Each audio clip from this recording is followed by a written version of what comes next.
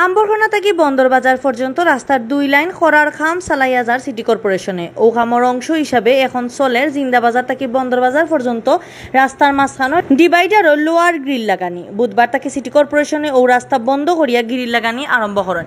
বৃহস্পতিবার বিয়ানে আইয়া শুক্রিয়া মার্কেট আর খান্তা খাসার মার্কেটের ব্যবসায়ী হলে খাম বন্ধ রাখার কথা হয়। এই সময় তারা জিন্দাবাজার পয়েন্ট থেকে গার্লস স্কুল পর্যন্ত কম করি হইলেও 2টা পকেট গেট রাখার দাবি জানায়। ইতা লইয়া তারা আগেও মেয়রের খান্দার দাবি জানাইছিলা, মেয়রে কথা দিছিলা গেট রাখবা, কিন্তু বাদে ইতা বুলিয়া একইবারে ওয়ার ফার গ্রিল লাগানি আরম্ভ করছে। একটা পকেট গেট, আমরা 2টা পকেট গেটের দাবি করলাম। এটলিস্ট 2টা পকেট গেট যদি আমরা দেন তাহলে আমরা মুসল্লি সকল যাতে সহজে মসজিদে আইতে পারবো, ওটাও আমরা আসলে মৌলিক দাবি। আমরা অনেক আলোচনা করছি, প্রায় 4 বারের মতো বৈঠক করছি। উনি কিন্তু আমাদের কথা দিয়েছিল যে এখানে 2টা পকেট গেট দেবে, কোনো রাস্তা বাড়াবাড়ার কোনো ব্যবস্থা নাই।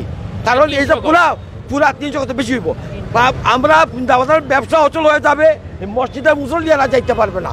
এইটাই আকুল আবেদন আমরা প্রশাসনের কাছে যে আমাদের একটা ব্যবস্থা 2টা পকেট গেটের ব্যবস্থা করিয়া যা হোক জরুরি ভিত্তিতে। বৃহস্পতিবার বিয়ানে ব্যবসায়ী সকল দলও ইয়া রাস্তাত নামিয়ে বিক্ষোভ শুরু করেন। তারা কইন মেয়রে আগে যে কথা দিছিল ও কথা মতে মানুষ রাস্তার অফার থেকে হফার যাওয়ার লাগে গেট রাখতে হইব।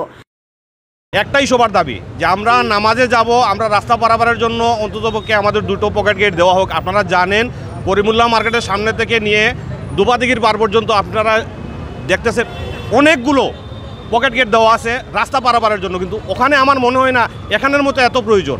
এখানে সবথেকে বড় জিনিস যেটা হচ্ছে এখানে অনেক মুরব্বী বয়স্ক মানুষ আছে যারা মুসল্লি নামাজে যাবে, ব্যবসায়ী আছে যারা নামাজে যাবে। আমরা বলি নাই যে আমরা ডিভাইডার ভেঙে দেন, আমাদেরকে 3 ফুটের 2টো গ্যাপ দেন, তাইলেই আমরা খুশি। এর থেকে বেশি কিছু আমাদের দরকার নাই। কারণ ডিভাইডার ভেঙে দিলে অনেক সময় হয় কি সিএনজি মোটরসাইকেলগুলা এইদিকে ক্রস করার চেষ্টা করে, আমরা সেটা কখনো চাই না। এগুলা বন্ধ থাকুক, আইনের গতিতে চলুক, কিন্তু আমাদের নামাজের মুসল্লিরা যাতে।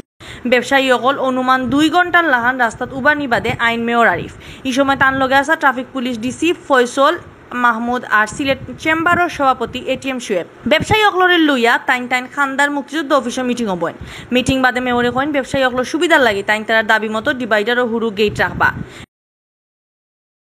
দাবিটাও আমরা আমলে নিয়েছি এবং পুলিশ বিভাগের ডিসি ট্রাফিক সহ তারা ট্রাফিক বিভাগের লোকজন আসছেন।